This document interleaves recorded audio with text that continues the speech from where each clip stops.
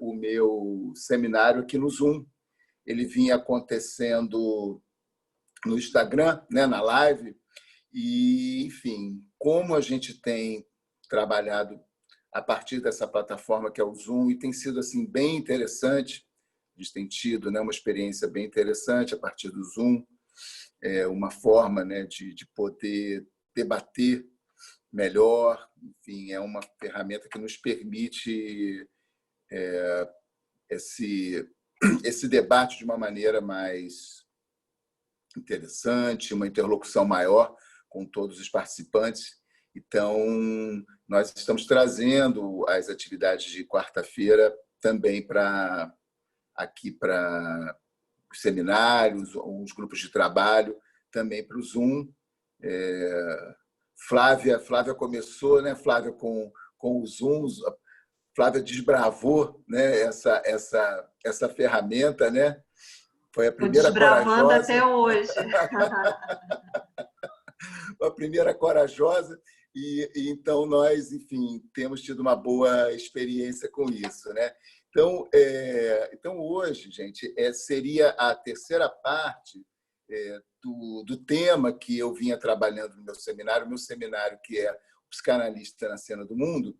E eu trabalhei estava trabalhando justamente o tema Uma Psicanálise para que serve. A primeira parte desse tema, eu trabalhei com a questão psicanálise online, se era possível, uma discussão, né, sobre esse nosso momento, sobre, enfim, essa questão dos atendimentos online. Isso que nós nos víamos, de certo modo, às voltas a partir da quarentena, da pandemia.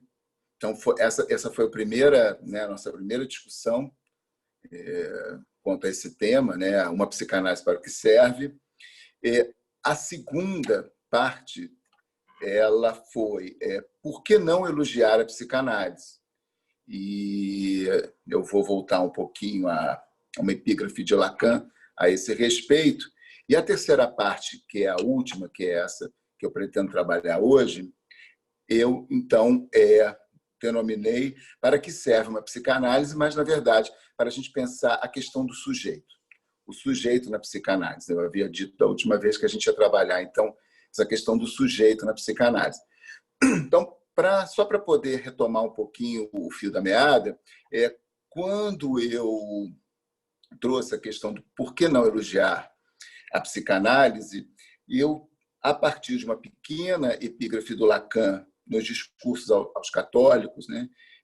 O discurso aos católicos compreende duas conferências que o Lacan fez em Bruxelas em 9 e 10 de março de 1960. Tá? E ele começa o discurso aos católicos dizendo o seguinte: quando se vem ouvir um psicanalista, espera-se, com efeito, ouvir mais uma defesa dessa coisa discutida que é a psicanálise. Vejam bem, essa coisa discutida que é a psicanálise. Ou ainda alguns vislumbres sobre virtudes que são, evidentemente, a princípio, como todos sabem, de ordem terapêutica. Isto é precisamente o que não farei esta noite. Quer dizer, ele já diz de saída que ele não vai ficar justamente defendendo as virtudes terapêuticas da psicanálise. Se ele assim não faz, por que será? Por que será que ele justamente não se atém à questão, né, do elogio à terapêutica psicanalítica? Porque talvez não seja justamente isso que lhe interesse. Então, hoje, eu achei importante a gente trabalhar aquilo que interessa à psicanálise, que é justamente o seu objeto. O objeto da psicanálise é o sujeito.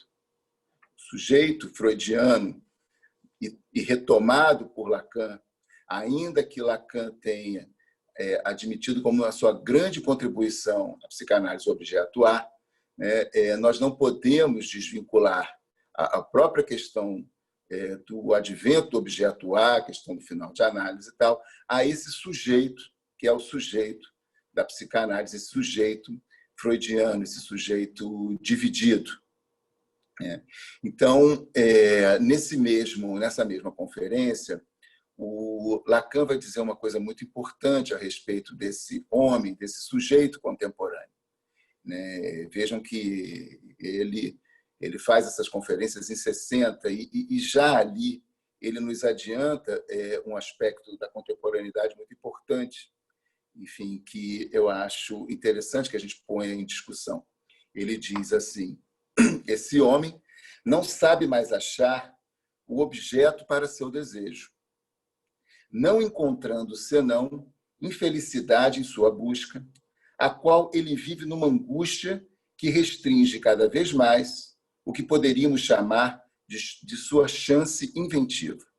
Então, olha que interessante, né? Lacan pensa, né, esse sujeito em sua chance inventiva, esse sujeito que se encontra impossibilitado de saber o que deseja, né? Esse sujeito contemporâneo que, enfim, por estar impossibilitado de saber o que deseja, ele está distante, né, de sua chance inventiva. Então, me parece que Lacan tem, em sua perspectiva, mais essa questão, né, da possibilidade da chance inventiva para o sujeito do que propriamente para aquilo que a gente possa preconizar como os bons resultados terapêuticos, né? Então, dito isso, eu vou justamente então passar a esse terceiro ponto, a esse terceiro momento do que eu preparei para vocês, em que eu vou tentar trazer um pouco, obviamente, que dentro das possibilidades do nosso tempo, do tempo que a gente tem aqui restrito, apenas trazer um pouco essa discussão sobre o sujeito, que o sujeito é esse, o sujeito da psicanálise. Se concordamos com Lacan ao propor que o analista lida com aquilo que não funciona, com o imundo, ele vai chamar do imundo, o real, se não nos submetemos aos padrões do utilitarismo, diríamos que uma psicanálise não serve para nada. Se entendermos que essa utilidade estaria referida à normalidade comportamental e aos bons resultados terapêuticos. Eu acho importante trazer isso porque a gente tem toda uma perspectiva da psicologia atual que justamente vai visar, ela vai se centrar em torno, né, dessa normalidade comportamental e dos resultados terapêuticos. E é justamente isso que, de algum modo, faz diferença com a perspectiva psicanalítica. Mas nós vivemos atualmente, né, dentro do que a gente chama do universo psi, uma predominância, né, dessa preocupação com a normalidade comportamental. Então, a psicanálise não é uma visão de mundo, não é uma ideologia ou uma normatividade respaldada pelo padrão médico. Isso é importante. A Natália, inclusive, falou disso, né, no grupo dela anteriormente. Né? A psicanálise ela não está vinculada, né, necessariamente e aprisionada ao campo, né, e ao discurso médico. O objeto da psicanálise é o sujeito. Um sujeito que Lacan escreve como S barrado, um sujeito dividido. O que justifica a intervenção do analista é o sofrimento. Isso é dito por Lacan. E o sujeito sofre de um não saber sobre a incidência e persistência de sintomas no corpo e no psiquismo, cujas causas ele desconhece e que lhe provocam dor, impedimento, tristeza, enfim, um gozo mortificante. Então, esse sujeito que se apresenta no primeiro momento a uma análise, ou, enfim, que chega, né, diante de um possível, né, analista, se ele assim se constituir enquanto tal, ele traz justamente essa divisão entre o que ele sabe e o que ele não sabe sobre essa dor, sobre esse sofrimento. O sujeito se apresenta dividido entre o que diz e o que sabe sobre o que diz. Em Os Discursos e a Cura, livro do Isidoro Weg, de 2001, ele nos coloca o seguinte, já de saída, né? Uma análise implica, ou bem porque o sujeito já vem nessa posição, ou porque o analista o propicia, que o sujeito seja posto diante de sua própria interrogação. Então, isso, assim, isso me parece assim, né,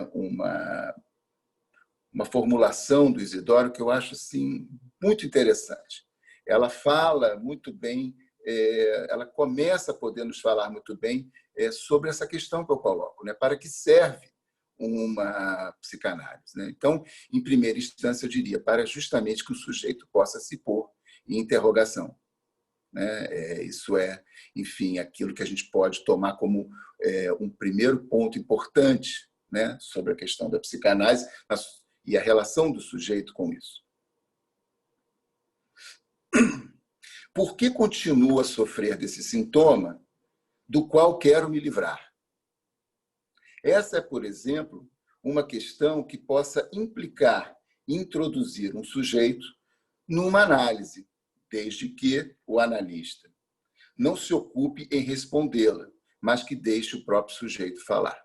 Então, isso também é fundamental, né? Que esse analista não adiante essa resposta ao sujeito, né? Que ele, enfim, se silencie diante do seu não saber. Esse silêncio não é uma escolha. Esse silêncio do analista é um consentimento ao real, né? Até porque, enfim, a verdade está do lado do sujeito que se interroga. E é preciso justamente que o analista possa marcar isso com o seu silêncio. Então, esse silêncio não é da ordem de uma intenção ou de uma estratégia, ele é da ordem do consentimento, da admissão do real, posto que o analista viveu, espera-se que ele tenha vivido a sua própria experiência, né? É evidente que, na direção do tratamento, o analista entra também com a sua cota. Isso nos diz Lacan justamente na direção da cura, né? Ele paga com as suas palavras, quando elas alcançam os efeitos de interpretação, paga com a sua pessoa, na medida em que oferece sua presença como suporte da transferência, paga ainda, isso é muito importante, paga ainda com o seu juízo mais íntimo, numa ação que vai ao cerne do ser. E nós podemos entender aí, né, ao cerne de sua falta a ser. Lembremos com Lacan que o analista dirige o tratamento e não o analisante. Cada análise põe em jogo as condições estabelecidas a partir da transferência e do encontro desencontrado entre o analisante e o analista, donde poderá emergir um único sujeito, a saber, o sujeito do inconsciente. Então, vejam vocês, né, que é esse o sujeito que nos interessa, né? Esse sujeito do inconsciente, o que é isso? Essa é uma pergunta que nós, analistas, precisamos sempre nos fazer. Esse sujeito ele não está, né, dado de antemão, ele não está colocado de antemão, ele não é um sujeito que já esteja constituído, né? Essa pergunta é sempre importante, né, que ela possa se dar. Que sujeito é esse, né? O sujeito do inconsciente, que sujeito é esse que pode ou não, né, comparecer numa análise?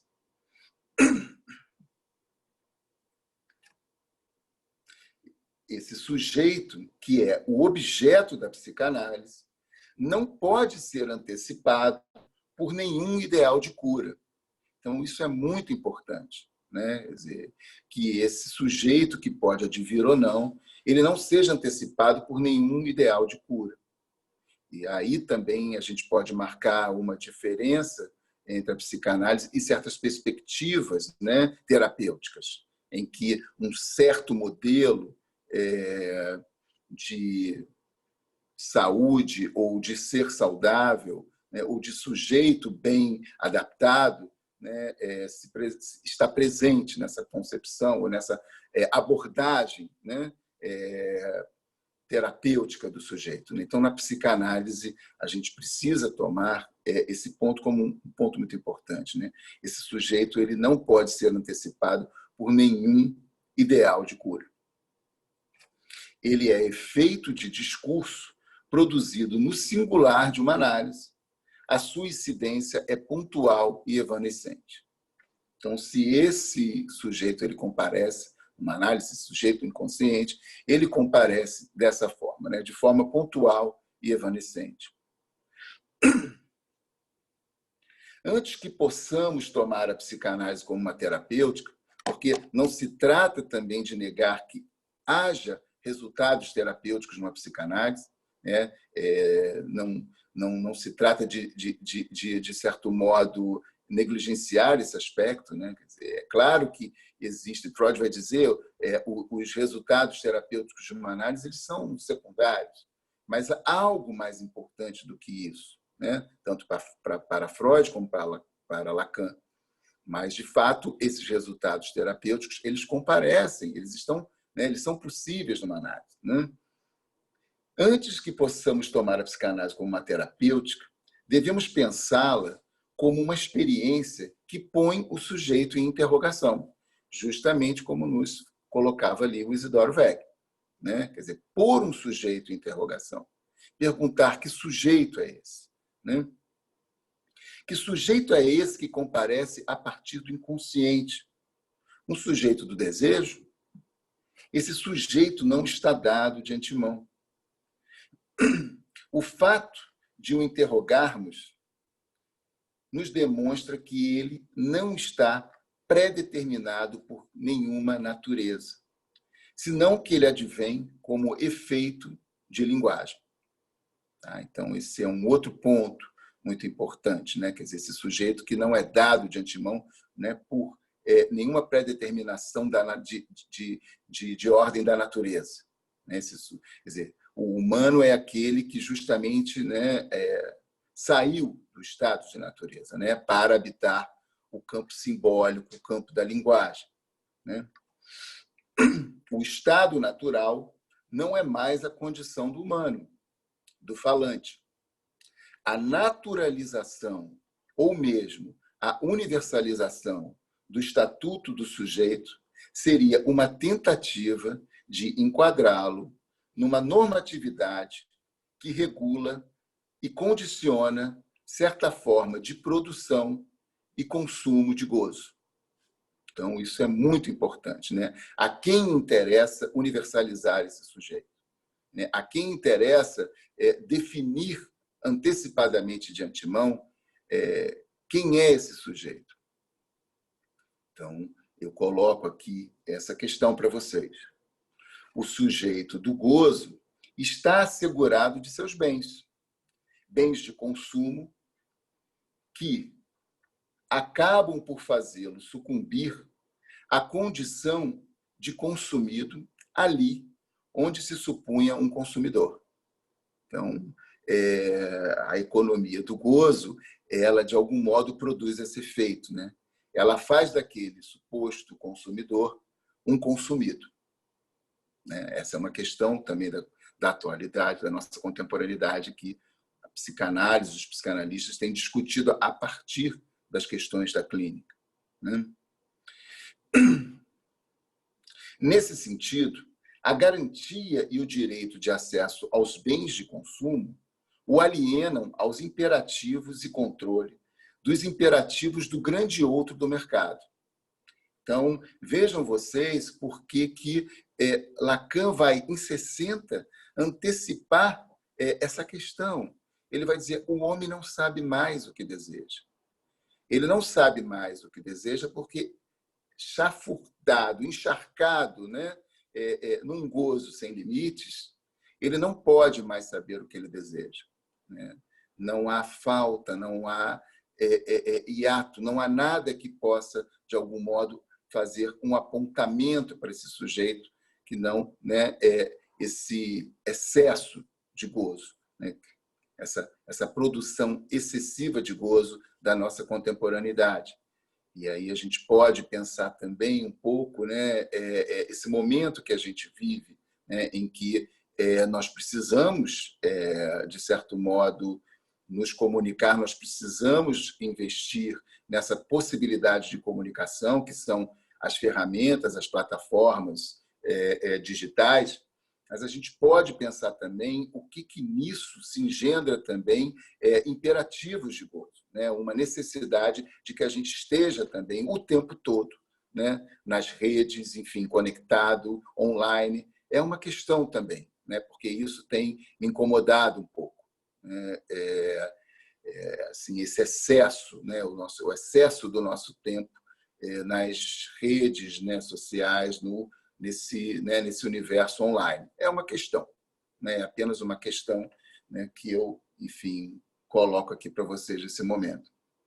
A psicanálise questiona sob que condições pode-se esperar por um sujeito do desejo. A psicanálise se faz essa pergunta. Sob que condições é possível se esperar por um sujeito do desejo? Ele poderá advir ou não.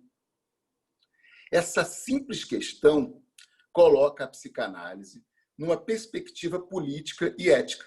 Então, é interessante a gente pensar nessa dimensão política da psicanálise, que não é da politicagem, que não é da política partidária, mas é no que a questão da política da psicanálise toca, né, na questão ética, né? Então, essa simples questão, o fato da psicanálise interrogar que sujeito é esse, né, do inconsciente, que sujeito é esse que pode advir ou não pode se presentificar ou não, né, ainda que de forma pontual e evanescente numa análise, né, de que ordem é esse sujeito. O simples fato da psicanálise fazer essa pergunta a coloca numa perspectiva política e ética. É possível o comparecimento de um sujeito que não esteja todo alienado ao desejo do outro? Porque, evidentemente, é preciso que, num primeiro momento, o sujeito não se faz sozinho, senão a partir do outro. Então, é claro que há, no primeiro momento, um assujeitamento, há, no primeiro momento, uma alienação ao desejo do outro, e isso é da ordem do necessário, mas a psicanálise, então, num dado momento, se pergunta, mas é possível que esse sujeito, em algum momento, compareça não todo alienado ao desejo do outro? Uma pequena margem de liberdade seria suficiente? Né? O neurótico, enquanto sujeito dividido, desconhece a verdade sobre o seu desejo. Mas isso não o torna inocente. Isso é fantástico, né? Essa sacação freudiana é assim impressionante, sobretudo se a gente pensar o tempo, né, de Freud, se a gente pensar, enfim, a contemporaneidade freudiana, né? Quer dizer, em que momento vive Freud para ele perceber justamente essa questão absolutamente fundamental, né? Que, ao mesmo tempo que esse sujeito dividido desconhece a verdade sobre o seu desejo, isso não faz dele, né, um inocente. Em plena época vitoriana do pudor e da pretensa inocência, Freud não postula uma inocência do sujeito. O fato de desconhecer aquilo que está na causa de sua verdade não o isenta de sua responsabilidade.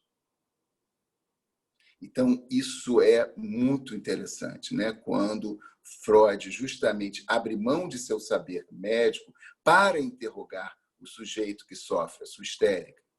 Ele dá à histérica, né, a possibilidade dela poder se implicar, dela poder se responsabilizar, né, enfim, justamente por aquilo que está no cerne, né, do seu sofrimento.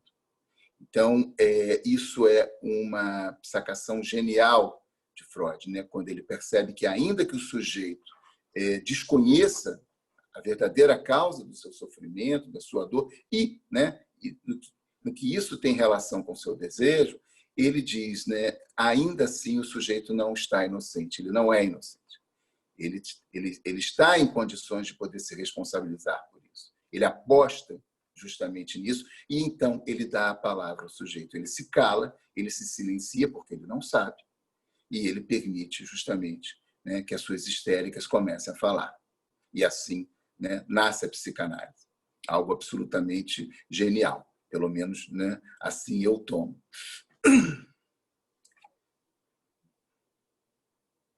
O neurótico paga a sua inocência com o valor de sua servidão. Isso é também, né, algo que o Freud vai perceber, né? Que essa pretensa inocência que o neurótico alega é também a sua servidão ao outro. É o preço que ele paga por sua mais completa alienação ao outro, né? Alienado fantasmaticamente ao desejo do outro, do grande outro, o neurótico abdica da responsabilidade sobre o seu desejo. Ele, de certo modo, incorre numa covardia moral, né, de não poder assumir, sustentar a sua posição desejante. A verdade neurótica se pretende a ser uma verdade inocente. O neurótico diz da verdade, mas não a verdade, como nos aponta Didier Weil. Ainda que não se possa dizer toda a verdade, pois isso é da ordem do impossível, o desejo pode ser tomado como um risco em que a responsabilidade esteja do lado do sujeito. Isso pode acontecer ou não numa análise. Não é certo que isso aconteça. Isso é uma aposta. Isso é uma aposta que parte, né, em primeira instância, daquele que sofreu na própria carne, na própria pele, a experiência. É isso, se há algo, né, que se pode transmitir na psicanálise, é essa aposta, esse risco, né? Não é certo que um sujeito venha comparecer em sua condição desejante. Não é certo. Uma psicanálise não garante isso. Embora ela possa apostar nisso, ela não pode garantir isso. Por isso, não se trata de elogiar a capacidade terapêutica da psicanálise. A psicanálise inclui justamente aquilo que não funciona, o real. Se um sujeito comparece em análise, saberemos nos efeitos de um só depois, na medida em que isso permita a subversão em análise. Ele comparece, esse sujeito do inconsciente, ele comparece como aquilo que diz. Vejam bem, aquilo que diz e não aquele que diz. Eu digo aquilo que diz porque se está referido ao inconsciente. E não como aquele que é dito pelo outro. Então, vocês percebem a subversão que pode acontecer numa psicanálise? Aquele sujeito que chega, né, em seu discurso, né, contado, dito pelo outro, ele promove essa subversão ao poder fazer, né, com que algo se diga, algo diz. O inconsciente é aquilo que diz, é aquilo que diz no sujeito. Né? Isso é muito interessante, muito importante. Né? O inconsciente é o que diz, é isso que diz no sujeito. Talvez esse seja o caráter subversivo e político da psicanálise. A escuta do analista, se ela está referida ao inconsciente, é fisgada não pelo sujeito do enunciado, mas pelo sujeito da enunciação. É justamente dessa subversão que eu estou querendo tratar com vocês. Isso é muito perigoso para a vigência de um discurso normatizador. Pergunto a vocês, a quem interessa regulamentar não apenas a psicanálise, como também esse sujeito subversivo da psicanálise? Enfim, gente, foi isso que eu preparei, né, para que a gente pudesse discutir aqui em torno dessa questão do sujeito da psicanálise, né? Quem é esse sujeito da psicanálise?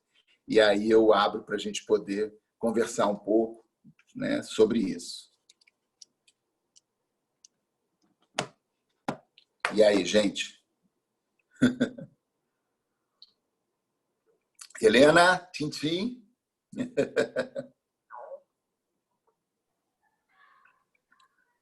Ó, Abílio, Opa!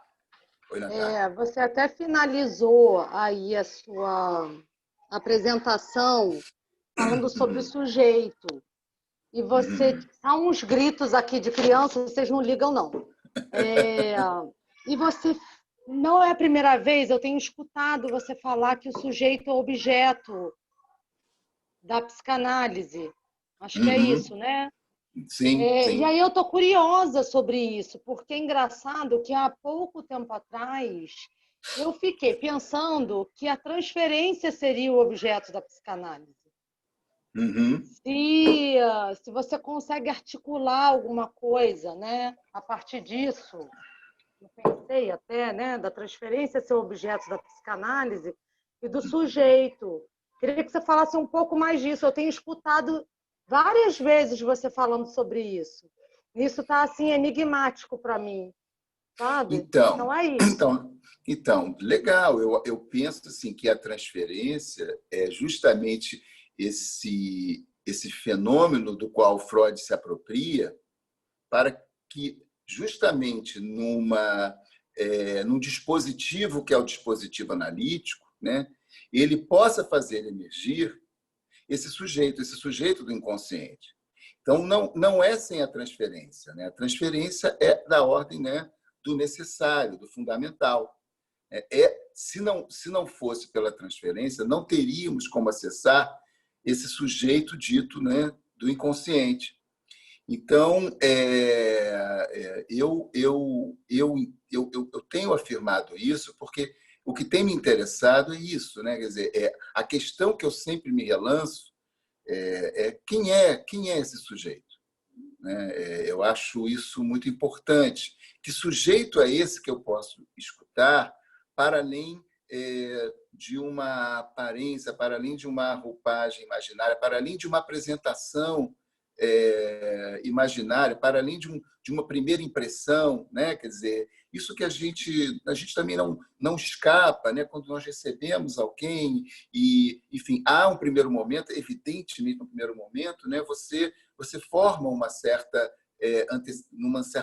antecipação, um certo até mesmo, né, num certo preconceito, né, uma certa ideia, né, que você precisa justamente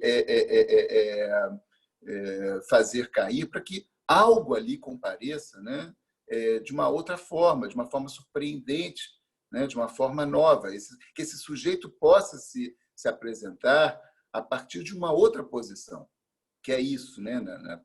Na posição referida à questão do inconsciente. Né? Isso que esse sujeito não sabe, não pode saber antecipadamente sobre si.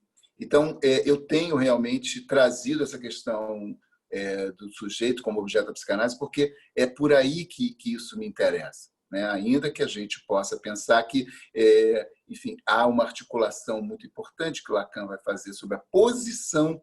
A gente pode pensar também esse sujeito em diferentes momentos de uma análise. Né? Então, a gente pode pensar, por exemplo, essa questão da articulação entre esse sujeito no final de análise e, né, a questão do objeto A, por exemplo. Né? Mas, enfim, é por isso que eu tenho insistido nessa questão do sujeito. Isso me interessa. Interrogar esse sujeito, eu acho que é da ordem de fazer uma psicanálise viva. Né? Esse sujeito não está dado de antemão. E, enfim, as novas discursividades, as novas roupagens clínicas, né? Elas vão também, de algum modo, vestindo esse sujeito né? Com outras vestes imaginárias, simbólicas. Né? Mas o real aparece. Em algum momento, né? O sujeito está nu. Né? Enfim. Obrigado, Natália, pela questão. E aí, gente?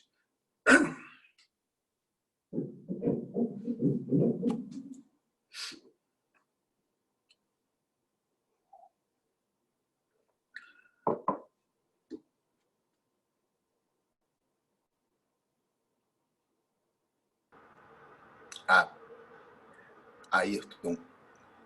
Oi, Ayrton. Boa noite. Obrigado pela pergunta. Né? A pergunta do Ayrton é se eu poderia falar mais, só botar aqui para não... Se eu poderia falar mais sobre o sujeito é aquilo que diz, e não aquele que diz, ou aquele que é dito pelo outro. Né? Não ficou bem claro para mim. Obrigado. Pois é, Ayrton.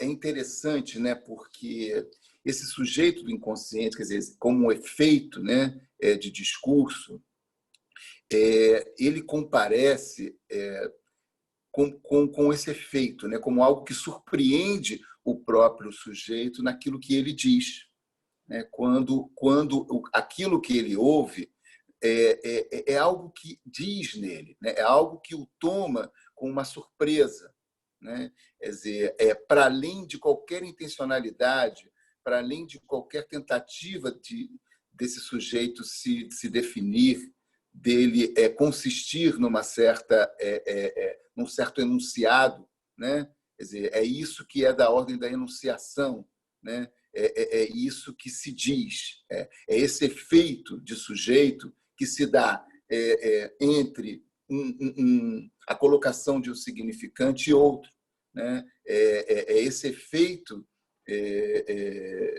que se produz como aquilo que diz no sujeito, que eu estou chamando aí do sujeito do inconsciente, né?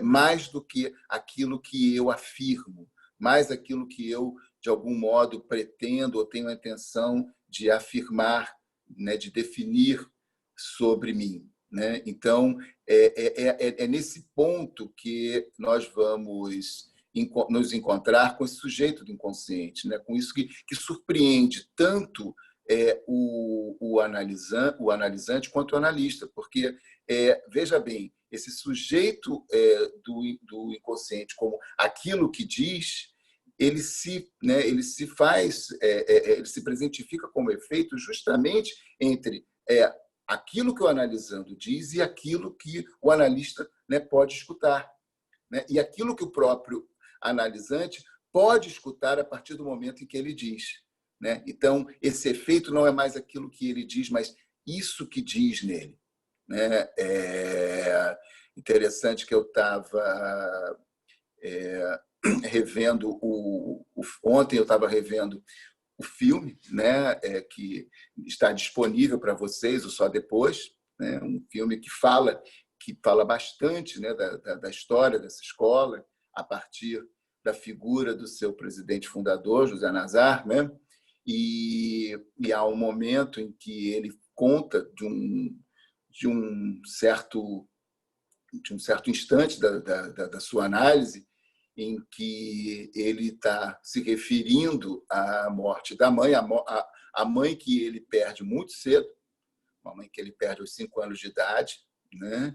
E que, de uma forma absolutamente terrível, né? Morre durante o jantar, né? Ela falece justamente, né, na mesa de jantar, e ele muito jovem, muito pequeno, e ele passa muitos anos, né, vivendo, amargurando essa dor e, obviamente, de alguma forma, implicado imaginariamente nesse sofrimento, dessa perda, dessa dor. E ele diz, então, num dado momento assim, a morte de minha mãe é uma teia. E ele é surpreendido pelo que ele escuta. Isso está lá, né? Está para todos, está lá no depoimento do filme, né? E ele diz e ele escuta isso que se diz nele, né? Aí, então, é justamente isso que se diz nele, como justamente, né? Isso que vem do inconsciente, né? Que vem como o comparecimento do sujeito do inconsciente, né? Eu matei-a, né? Eu matei, é isso que ele escuta. E nesse momento ele consegue ali, de alguma forma, né, em ato, fazer o luto dessa morte da mãe, porque nesse momento, diz ele, né, ele consegue perdoar tanto a mãe, que o deixa muito cedo, quanto ele também se perdoa pelo o ódio que ele alimenta durante anos, né, por ter sido abandonado. Então, vejam vocês que é disso que se trata na psicanálise, né? São desses efeitos, né, que se produzem numa análise, né?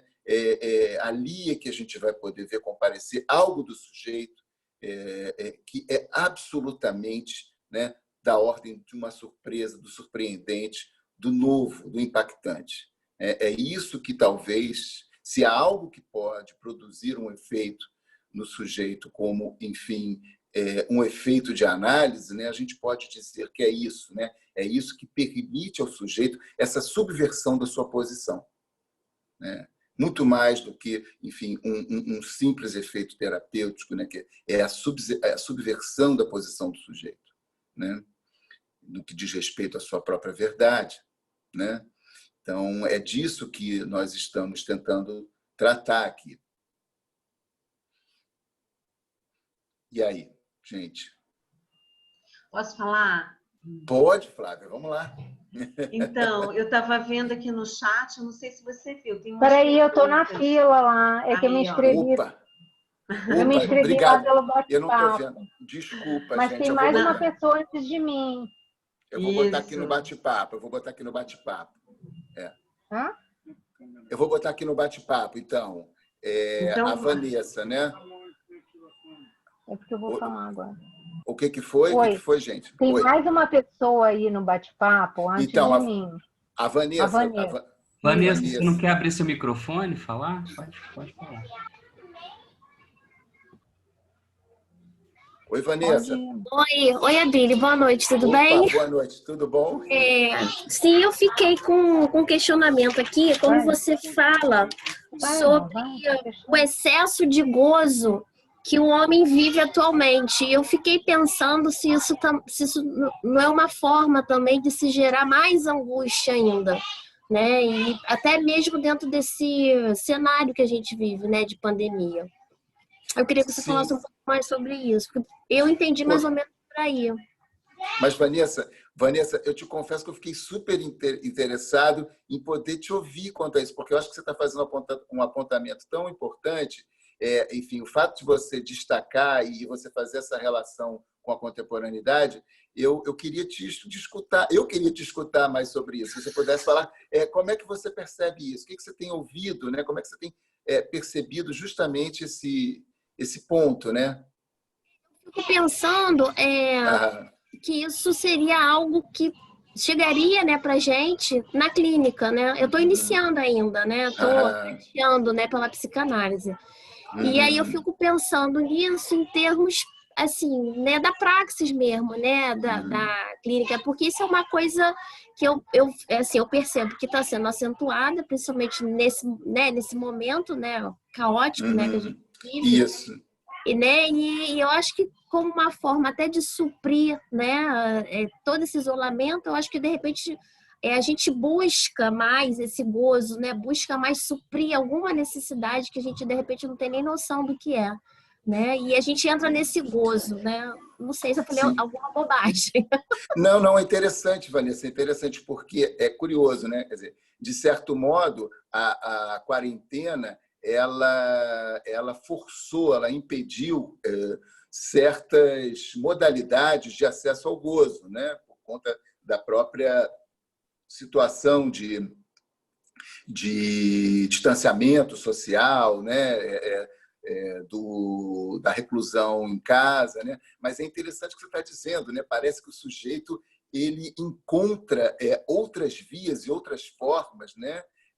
De manter esse imperativo, enfim, como da ordem, né? de uma compulsividade, né? O sujeito, de alguma maneira, sim. ele vai encontrar justamente outras formas de acesso, né? A essa produção, né? Gozosa, intensa, em que justamente ele se angustia porque ele se perde. Ele não tem mais condição de saber, né? Quem ele é, o que ele quer, porque justamente aquilo que eu colocava, né? Ele passa de consumidor a consumido, né? Ele está na condição de consumido, né, por esse excesso de gozo, né? Não há nada que marque ali, que pontue ali uma diferença, uma excansão, uma falta, né? Enfim, é gozar sem limites, né? É uma produção incessante, né, dessa relação com o gozo. Não sei se é isso, talvez, que você estivesse colocando. Sim. Legal. Até pensei também em relação assim, a esse desprazer, né? E aliviar essa tensão, né? Que gera, né? A partir desse desprazer, né? Essa tensão ela vai ter que ser aliviada, né? De alguma forma, né? E aí, de repente, o sujeito entra nesse gozo justamente nessa busca, nesse afã. Não, esse é um bom exemplo que você está dando, né, de como o sujeito, né, deixa de operar na via, né, do princípio do prazer, né, e ele incorre na questão, né, do além do princípio do prazer, né, enfim, dessa busca incessante, né, de satisfação que, obviamente, né, ele não vai, enfim, encontrar, né, esse ponto em que ele se satisfaz plenamente, né? Então ele fica, obviamente, né, numa rede, num circuito, né, de uma busca incessante, né? Ele passa de estar regido pelo regime do princípio do prazer ao além do princípio do prazer, né? É interessante que você traz de alguma forma a possibilidade de a gente pensar como isso se dá, né? Nada, obrigado a você. Tem a Helena e a Flávia, é isso? Isso. Oi, Helena. Oi, tudo bem? Boa Tudo bom, noite a querida? todos. Eu não sei se eu vou conseguir articular o que me ocorreu aqui. No momento em que você falou desse excesso de gozo e fez a pergunta, a questão a quem interessa esse excesso de gozo, né? As pessoas cada vez mais nas redes sociais totalmente alienadas nesse ponto. Não sei se está falhando aí meu som. E Eu estou te ouvindo.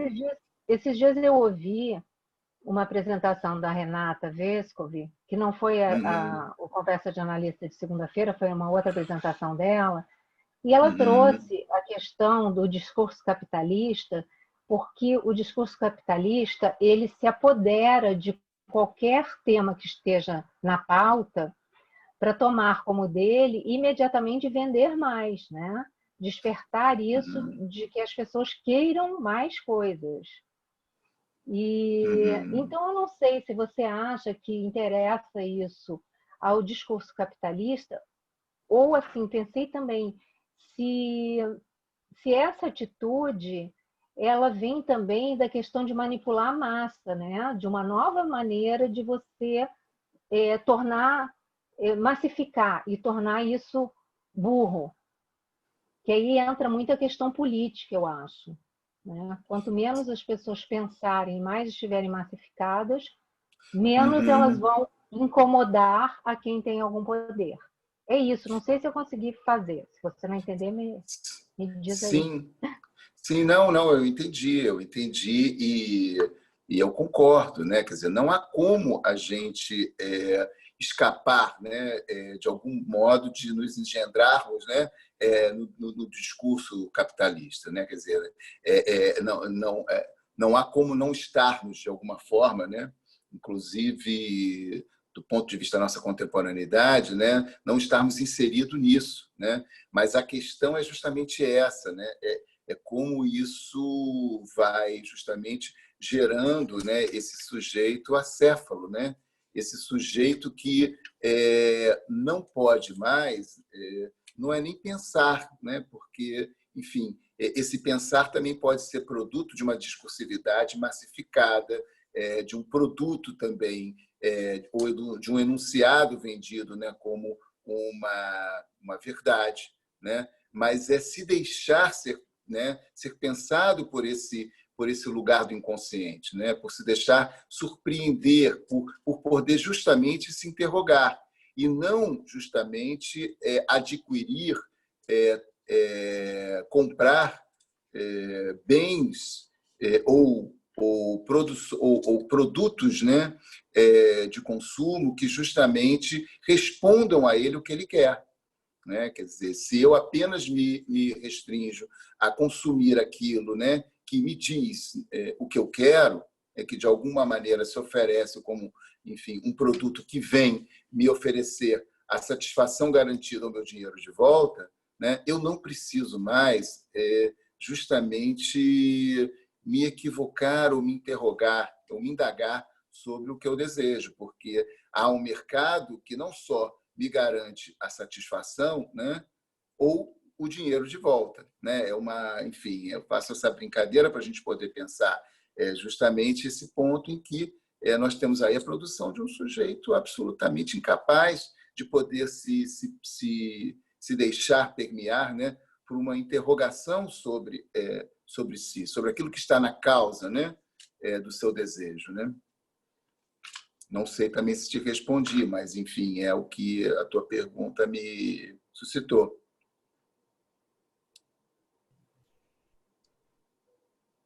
Então, Oi, Flávia.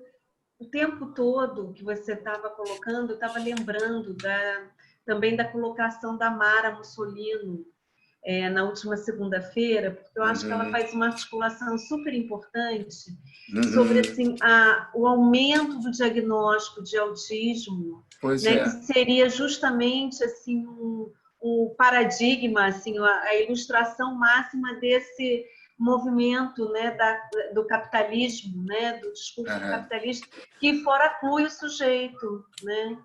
E de fato, assim, tem um aumento assim, tipo de 5.000% no diagnóstico de autismo, de 1975 a 2018, é um aumento assim espantoso. E eu acho que é justamente isso, esse terapia comportamental, né, assim, que de alguma forma está em voga, é justamente esse movimento de fora incluir o sujeito. E eu achei interessante que você traz também assim, que o lugar da análise seria, a direção da análise, nesse caso, seria justamente dar lugar ao sujeito, para que o sujeito possa ir advir, né? E promover uma interrogação, né? Assim, que o sujeito possa se interrogar, como você está falando, né? Isso. É isso aí. Não, é interessantíssimo, Flávia, é isso mesmo. E é curioso que é tanto a questão, né, do aumento dos diagnósticos de autismo, como também, né, dos diagnósticos de bipolaridade. Olha que interessante, né? Por que será, né? A questão também, né, dos diagnósticos de bipolaridade que são dados assim em uma consulta, né? Enfim, hoje todo mundo é bipolar, né? Então é interessante a gente pensar também o que isso significa, né? O que está colocado aí, né? Nesse ponto, né? O que a gente está diagnosticando aí como bipolaridade que justamente não permite o comparecimento da diferença, da dor do sujeito colocada a partir da sua subjetividade, da sua singularidade, né? É claro que os fenômenos da contemporaneidade incorrem nessa perspectiva clínica de uma bipolaridade, né? As pessoas, inclusive os adolescentes, são os que nós diagnosticam mais rapidamente isso, né? Porque eles falam o tempo todo disso, né? Eu sou bipolar, fulano é bipolar, mas é interessante, né? Quer dizer, uma coisa enfim, isso ser dito, né, num senso comum e tal, outra coisa é um diagnóstico, né? Quer dizer, o que está em questão aí quando a gente impede, como você bem disse, que compareça o sujeito.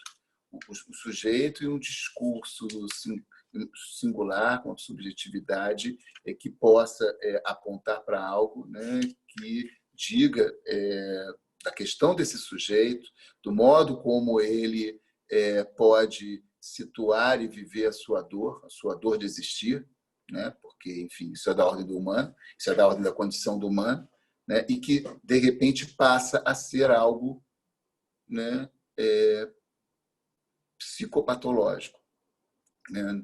Não, nós não mais sofremos, né, da dor de existir. A tristeza passa a ser, né, as depressões passam a ser, né, as bipolaridades, né? E esse sujeito que tem, né, no cerne da sua condição a sua dor de existir, né, ele, enfim, ele é calado porque ele é definido, ele é dito por esse diagnóstico, né? E, enfim, esses diagnósticos do autismo, eu acho que a gente segue pela mesma linha, né? Então, justamente é muito mais fácil a gente adotar uma normatividade comportamental. E, para essa normatividade comportamental, a gente também adota uma terapêutica comportamental. Não sei se é justamente isso que você está colocando, Fábio, mas é o que me ocorreu.